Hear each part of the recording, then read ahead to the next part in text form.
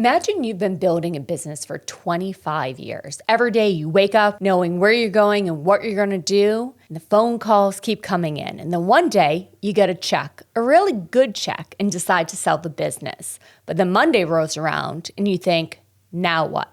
This is a question many of our clients face, and we're going to answer that now what today.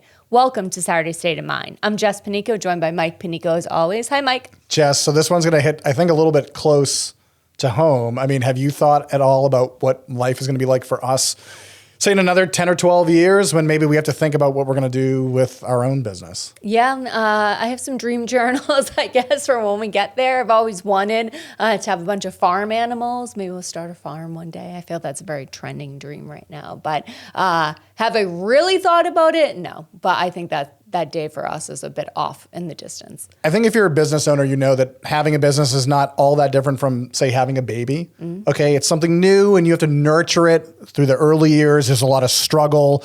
Then maybe with some time and luck, you have some maturity that you experience and there's some smoother sailing, right? You know, I think of our own kids. We basically have two teenagers, right? They're 14 and 12. Arcadia is about 12 years old at this point, right? Sure. And there's going to come a day, I don't like to think about it all that much, where our boys, you know, God willing, are potentially graduating, they're leaving the house, they're going to go have their own lives, right? Mm-hmm. You have to say goodbye to your kids. Right. That's tough, right? Mm-hmm. You just said it. We have a lot of clients, they're business owners. It's something that's been not something they get up and do every day, but it's a part of who they are. They've been building this thing for 10, 20, or 30 years. You can't run it forever, or you can attempt to, but there's consequence for that. So what I want to do for anybody that is a business owner thinking about the next chapter of their lives is kind of break down, I would say, like the three major things that need some consideration when you're looking at the runway between where you are now and eventually, say, retiring, if there's a business in the way. Right. I mean, how do you even know, is it the right time to sell the business? Maybe that's where we're going to start. So why don't you kick us off? So I would say, first of all, figuring out timing is the first thing. And knowing when it's going to be the right time is one thing, but finding the right time is a different thing altogether. So what do we mean by finding the time? Well, you know, you might be getting a little bit more tired of the daily grind and all the responsibility, the things that come along with running a business. And Jess, you and I know all too well, it's a tall task. It's like the phone never stops ringing. Even when you go home over the weekend, there's always something like there. Business owners sometimes have to do like a little bit more, right? Oh yeah, I never had another employer that was harder than I am myself. There is no time off. You know, you're always working if you own a business. Yeah, so I think there gets to a point where a lot of business owners are like, I can't keep up this pace forever. Or it'd be nice to give back to myself. You know, I nurtured this thing. I want this thing to now reward me and help me out with my own life, right? But the difficult thing with timing is when is it the right time to let go so the business can still continue on or to flourish? Because sometimes absent your direct involvement, that business is going to have some struggles. So one of the most common things that we hear from business owners is, I can't walk away because the business needs me. Or that transition, whenever it's going to be appropriate, it's identified in terms of what we need, but when you're going to be able to get there seems to be more elusive. I need to hire a replacement, or the person who I have hired, they just need a couple more years of experience or maturity. I just have to give them that runway. So that business that already has asked for a lot over the years, those nights, those weekends, it just still keeps asking for more. But how much is that the business is really asking for more, or more of us psychologically not being able to let go? It's sometimes a little bit of both. And I think that it's difficult to tell the difference between the two. Sure. You know, I think business owners sometimes struggle to give up control.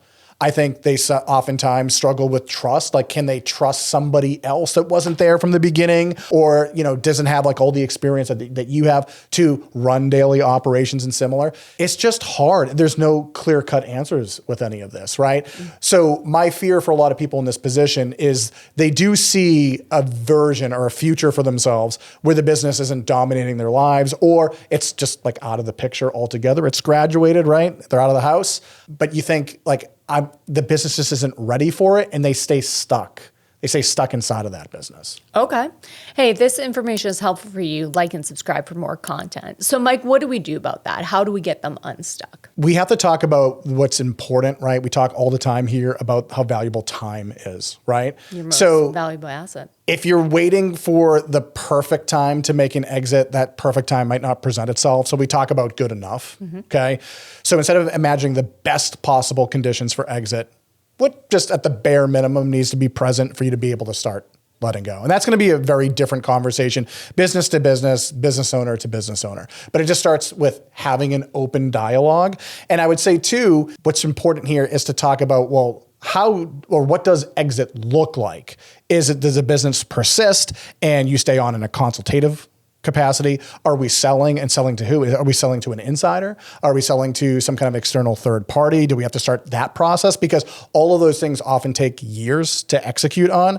So it's just getting the ball rolling conversationally where you know what exit should theoretically look like. And we want to start talking about, well, what possible scenarios will get us to that exit in a way that's acceptable to set up the business for future success, but to start to unwind ourselves from some of the daily obligations. So you got to maybe take in consideration any key hires you might need to make, any of the training and what that looks like, getting the business valuated. There's a lot of things that go into it. Yeah, it's almost like creating a second business plan, right? So every year, I mean, I can speak for ourselves. We get together and we map out what are our goals for the year ahead. You know, do we need to hire new people? How many more new clients do we want to have? Do we want to offer any new services? Well, at a certain point, business owners have to say, well, what's going to be the plan, or what steps do I need to exit this business or to make it so that I can retire and be more arm's length from this entity? That requires its own plan. Problem is, for a lot of business owners, they've not done this type of planning. They've planned for growth. They planned for expansion. They haven't planned for exit. So the thing is that while maybe you haven't sold a business before, if you're a business owner, you know, when you're working with a group like Arcadia, we've helped many, many dozens of people, right, navigate this same problem. So then there's the actual problem of what happens if you're successful, finding an exit from that business. Because it's like you said, there's routine to being a business owner. You get up at the same time, you greet the same person at the front desk, you have the same smoothie as you're getting your day started, right? And you do that for days, months, years on end.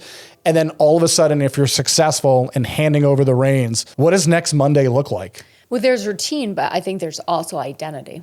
And we have to be considerate of that as well. Sure, what does Monday look like? You know, you don't have to check the emails anymore. Okay, that's a big win. But what are you going to do to fill your entire day? So we definitely have to talk about that.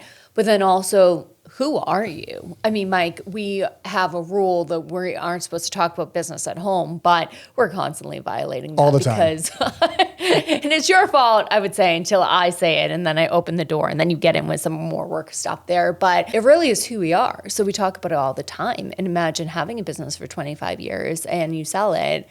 Who are you now, and how do you figure that out? Yeah, because the analogy that a business or letting it go is like maybe watching a child graduate. Sometimes it's even worse. It's like a death. Right. Your kids move out of the house. You're still going to see them and talk to them. I mean, maybe less frequently, but you sell your business. I don't know. A lot of business owners report there's a honeymoon phase. You're like, oh my goodness, I don't have the stress. I'm not dealing with all the same lunatic issues and all the fires I was putting out. And sometimes too, it depends on timing. If you retire just before the summer starts, and so you're hitting the beach and you're hitting the golf course. So there's this honeymoon period where it feels like you made the absolute right decision. And then of course, being New Englanders, the cold sets in. Right? There's no golf, there's no beach. Although I'm really looking forward not to going to work in a snowstorm. But now it becomes a reality 6 months out of the year. Sure. I don't have all the outdoor activity. Who am I? What am I supposed to be doing? In New England. Yeah. Awesome. And it's not to say that we have answers to share in this capacity. Who you're going to be is going to vary from person to person. Right. I think it's a bit of a discovery process, but in terms of a routine, we tell the folks that we meet that it's as important knowing what you're retiring from as to what you're retiring to. So what does your calendar look like? You got to, have some plans in it. I think women, for the most part, are a little bit better at this than men. They have a lot of social obligations, maybe helping out with family, volunteer activities, a million things I've wanted to get done. I mean, I could fill my calendar calendar right now, for a year easy. And I think that they're very disciplined, but men sometimes wander a little bit. So I think it's good knowing exactly what you're going to do when you retire, so you're not so aimless. So you got to have a plan on that. And it starts usually with a conversation. I like to set up mock scenarios for people. So if you're a business owner and you're still stuck in the grind and you're thinking about an exit, where we can start conversationally is just, hey, hypothetically, if the business was just ejected off the face of the planet and it just wasn't there on Monday, what would you do? Because your brain doesn't immediately leap to things like golf and the beach and whatever. Like, it's not a retirement-oriented question. It's an identity-oriented question. What would you do next Monday? Would you consult? Would you start over again? Would you go back to school? Almost think of the problem from the perspective of, I have to have something that occupies my 9 to 5, and it can't all be frivolity. It can't all be like new hobbies. I guess I say this, Jess, because what we've seen, not only through study, but also through firsthand experience in helping people retire for over a decade, is that the people who have the most success with these transitions don't think about retirement strictly in terms of vacationing and cruising, right, but in terms of just like a new chapter in their life, whether it's volunteer work or helping out with grandkids or doing consulting work, or actually even just staying in the same career, but doing it part-time. Sure. An easier schedule. Those people tend to report better results, more contentment, and just like have a more like Saturday state of mind. Well, if you're thinking about selling a business that you've built up, give us a call. We'd love to have a conversation with you. Like and subscribe for more. And if this video was helpful, check out our video on confidence versus optimization. We'll see you next time.